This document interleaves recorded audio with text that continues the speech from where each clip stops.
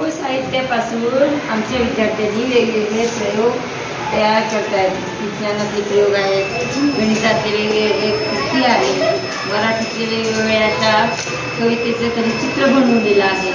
त्याचप्रमाणे रोबोट तयार केलेला आहे.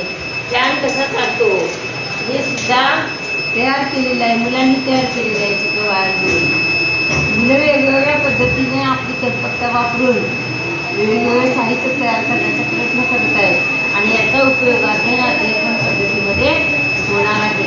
आम्ही ज्या वेळेस मुलांना शिकू किंवा मुलं शिकतील त्यावेळेस त्यांनी स्वतः काय केलं ते आम्हाला सांगितलं आणि जो काही पाठ असेल कुठल्याही विषयाचा त्या पाठामध्ये मुलं आम्हाला विचारतील की मॅडम आम्ही हे तयार केलं आहे, याचा उपयोग काय.